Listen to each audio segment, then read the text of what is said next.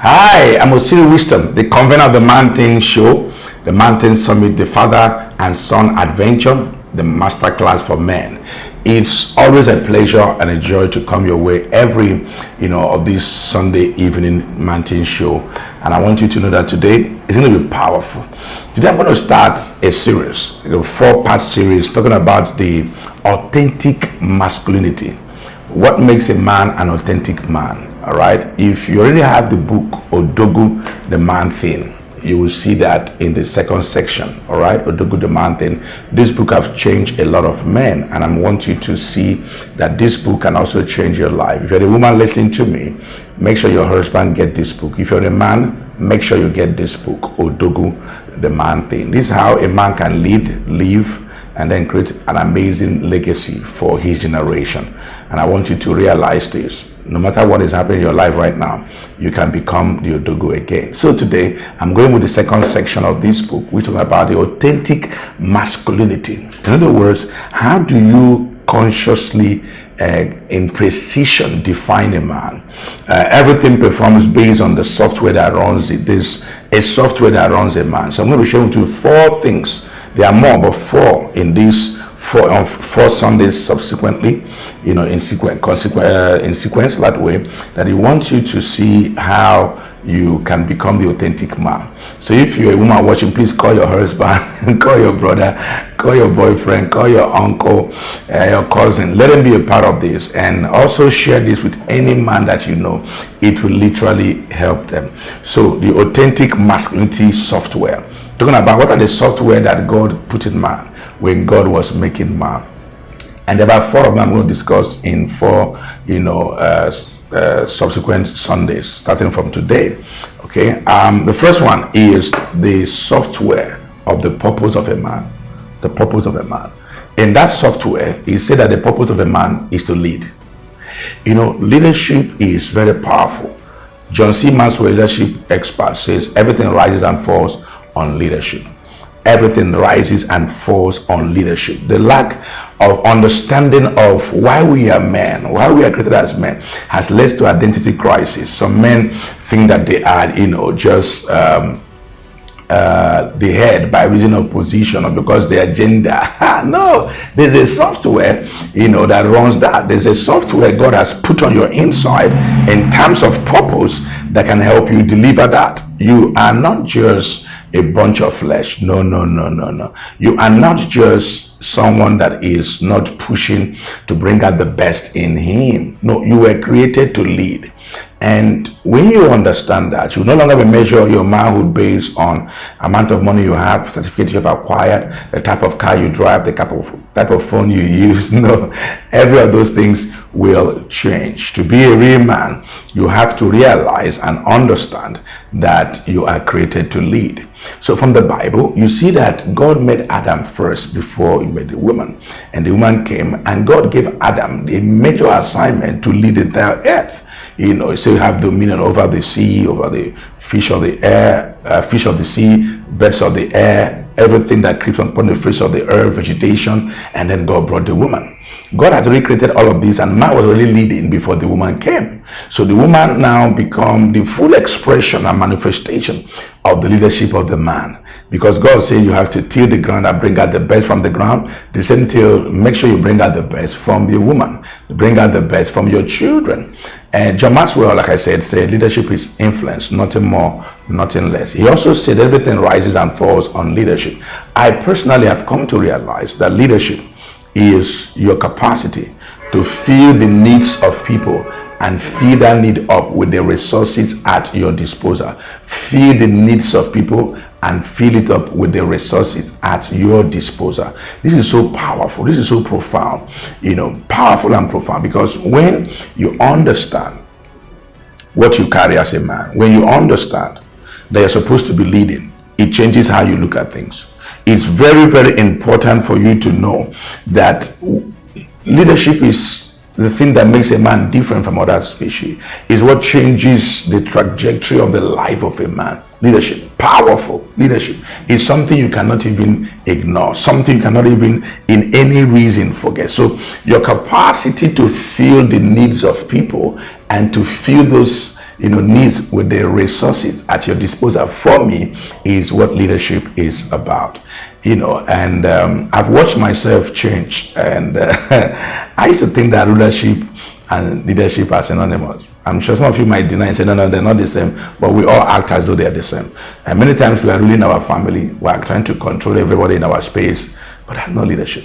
Leadership is when you help somebody think more, believe more, become more, do more, and achieve more. I love this. Leadership is when you help somebody, when your life, the way you live your life, the things you say, help somebody, to think more, think bigger than he or she is thinking right now.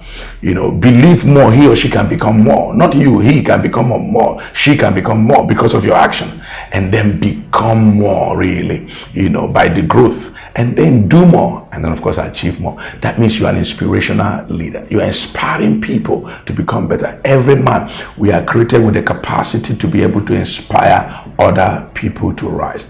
It's my prayer and my desire that you're going to rise and become the type of man that inspires other people in the precious name of Jesus Christ. I want you to know this. As I share this, you see, in the Bible, God was talking to Moses. When Moses was going to die, he says, hand over to Joshua. And then Joshua now, in Joshua chapter 1, from verses 6 down, from verse 1 to about 9, you see, God told Joshua, see, my servant. Other people were saying, again, is Moses alive? Let's go and do for Moses. God just came direct to Joshua and said, Josh, my servant Moses is dead. Now I'm sending you. You have to be courageous. I'm sending you to go and conquer this land. Get this possession of this land. It's amazing how he told him. He says from verse 2, he said, now my servant David is dead. And every place your soles of your feet shall trample upon, you shall take for a possession. Now he says from verse 4, there shall not any man stand before you. Then correct 6, be strong and of good courage, for unto these people shall thou divide for an inheritance the land which I swear to their fathers. It's amazing that God was charging Joshua to go and fight and conquer land, and then he did not say that Joshua would take a parcel of the land. He said, divide this land you are going to acquire to other people. Isn't that amazing? That's what we do as men. We go to work, we do everything, and then we help our family. That's what we do. It is the first day I read that thing, I was not really very excited. So you say, you mean I will fight? I will go to war, I will fight, then I'll get the land, then I'll not divide it to other people. So now in my hometown they say, you are not Aaron, you don't have anything. It just, there's nothing I have. There's nothing I have.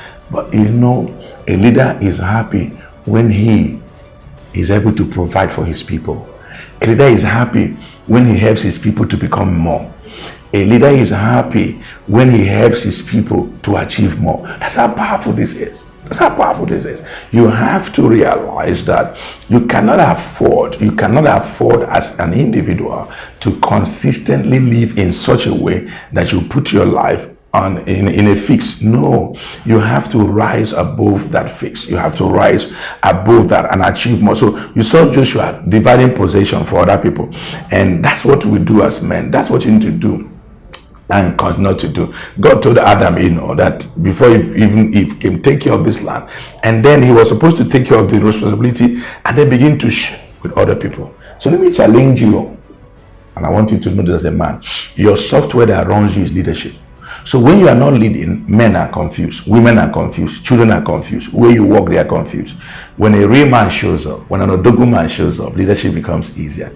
This and that second way I define leadership.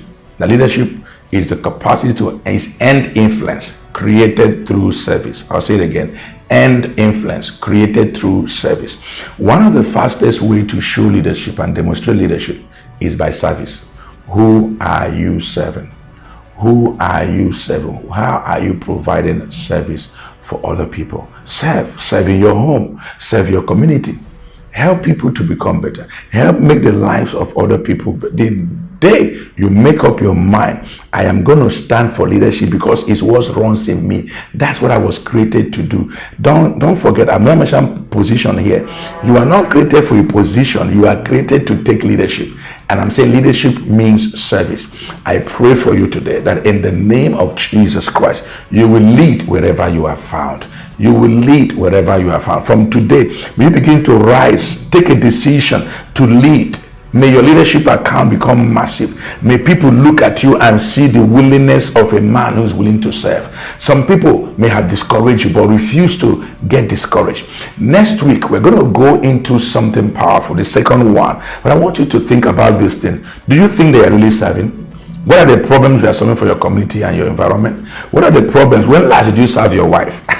I know some people say, no, serve which wife? My wife supposed to serve me. No, you're supposed to serve her. Maybe I know you give your clothes to dry cleaners, but there's some you iron by yourself. When you are ironing your own, do you iron your wife's own? Do you iron your children's own? When you are throwing your clothes, your singlet and other things into the washing machine, do you do it? I know some of you have outgrown those levels. There must be something you can do for your family. You have to be a human being at home. That's what Odogu men do. You have to decide, I'm going to serve. I'll see you next Sunday, but I want you to know this. Don't forget it.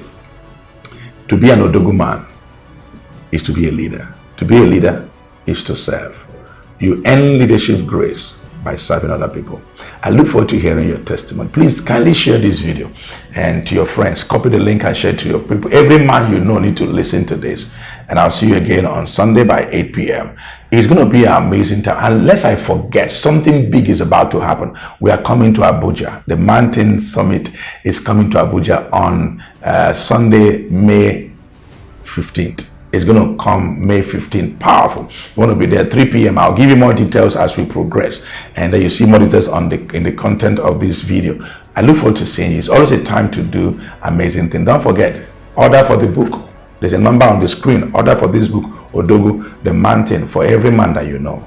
I cherish you and I value you. I pray that your leadership value begin to manifest in Jesus' mighty name.